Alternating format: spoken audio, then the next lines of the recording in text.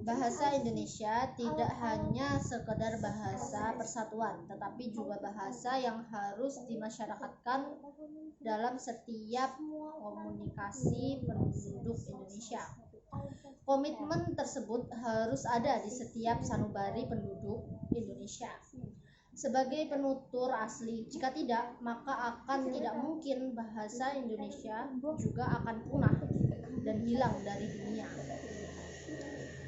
Bagi generasi muda saat ini, bahasa Indonesia seakan-akan dianggap derajatnya begitu rendah dibandingkan bahasa Inggris. Sadar atau tidak, kita melihat bahwa mengucapkan kalimat dengan bahasa Inggris terkesan lebih keren dan orang yang mengucapkannya dianggap lebih pintar dan memiliki ilmu yang lebih tinggi. Hei kawan, sadarlah, tidak ada bahasa yang pantas menyandang predikat keren dibandingkan bahasa Indonesia. Sebuah bahasa yang bahkan untuk pengakuannya membutuhkan darah-darah berjuang dari rakyat-rakyatnya yang tertindas dari komunisme. Mengapa demikian?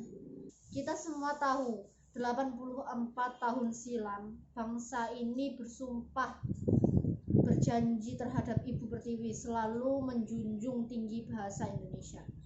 Proses ini sungguh tidak mudah. Rakyat bangsa Indonesia banyak mengalami berbagai penghinaan dan penindasan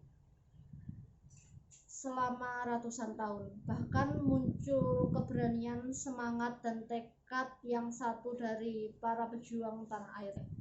Maka sebagai penduduk asli kita harus memiliki sama-sama akan ekstensi bahasa Indonesia.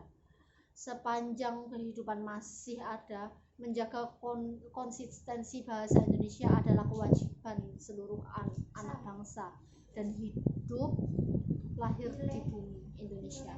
Oleh karena itu, ukuran nasionalisme tidak hanya diukur dengan membela negara dalam bentuk fisik atau perangan, akan tetapi kita juga harus mendukung bangsa sejauh mana peran anak bangsa dalam mempertahankan eksistensi bahasa Indonesia sepanjang zaman. Untuk itu, setiap pribadi penduduk Indonesia memiliki kewajiban moral untuk belajar bahasa Indonesia, tidak hanya sekedar kosakatanya, namun juga aturan-aturan bahasa Indonesia yang sesuai dengan ejaan yang telah disempurnakan.